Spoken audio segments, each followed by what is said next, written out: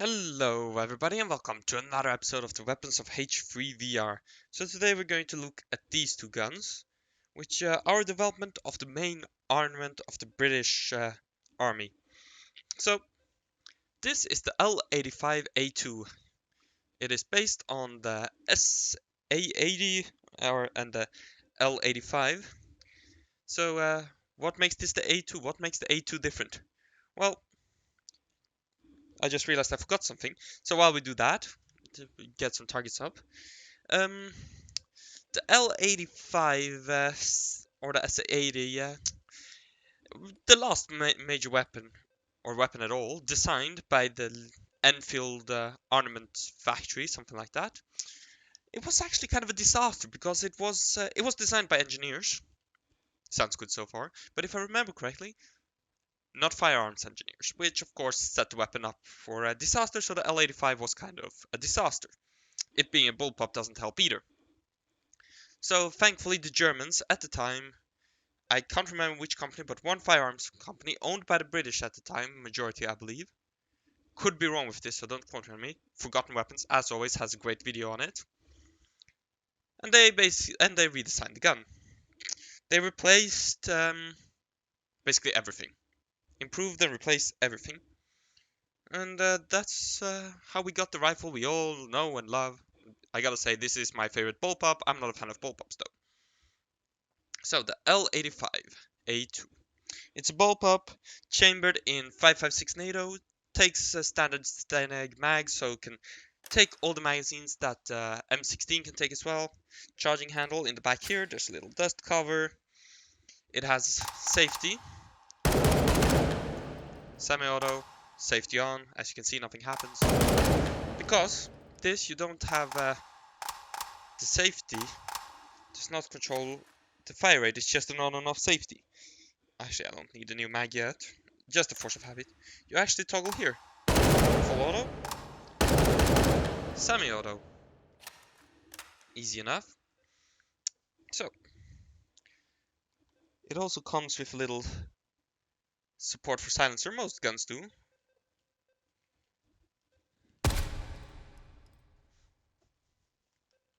Come back here. I did it the wrong way. Here we go. Let's shoot those targets. Oops. Accidentally grabbed the magazine. Adding a silencer kind of defeats the point of a bullpup due to the extra length it gets. It's got a simple Aperture Sight, which we all know and love. For the standard L85. So let's take this, we'll switch it over to semi-auto, and let's get some shots on target. It's all clear. I'll keep the silencer on for this one. Don't forget to get the bolt forward. Oh, and another cool feature. It has flip-up for a different aperture. It has two apertures. One smaller one by default and one a bit larger.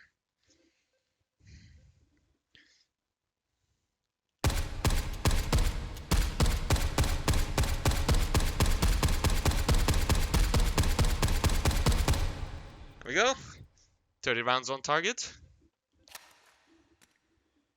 Let's place you back down. And here we have the scoped one, which I'll be honest, I'm not a fan of the scope on this thing. Just it's that little post, as you hopefully can see on video. Let's clear that. Also, by the way, if you can hear fireworks, we're nearing New Year's Eve, so no surprise there's fireworks going on.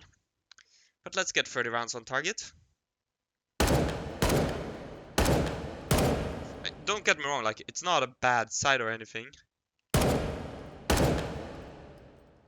It's just in general, I prefer iron sights, to be honest. Maybe I just need some more practice with scope.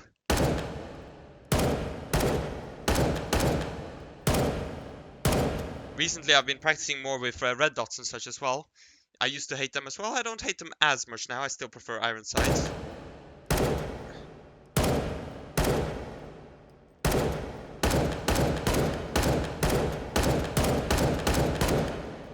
There we go. About the same. I did about the same. If I'd taken a bit more time to aim, I could probably do better. Wait, there's a bolt release on this thing. Let's clear the chamber. Oh wait, I'm gonna need a conveniently empty magazine.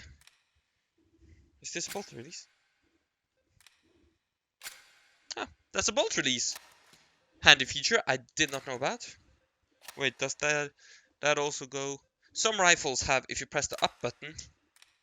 No, it does not. So you have to specifically touch there for the bolt release. Get back here. I did not mean that. I'm gonna assume this has the same there. Yep. They're the same rifles after all, just different scope. Then, sadly, for the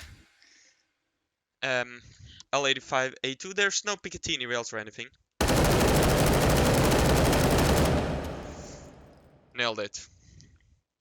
So anyways, I recommend you check out Forgotten Weapons on the L85 series. These are my favorite ball pops, but I'm not a fan of ball pops. They have their drawbacks. Especially the ergonomics. Like, you can't just drop a mag from the front, take a mag, pop it in the front. You have to get a mag awkwardly from the side, get it back in on the side. It's kind of weird. And of course, there's real-world issues with them, which we don't have present in L85 in H3VR. Like, I hear the triggers are generally rubbish on them, and you get gas in the face. And of course, an obvious problem. If you're left-handed, you're gonna be eating some brass. Not a problem here in H3VR, of course, but it's a real-life problem. But anyways, I hope you all enjoyed this video on the L85A2. Thank you all for watching, and I'll see you guys next time. Bye!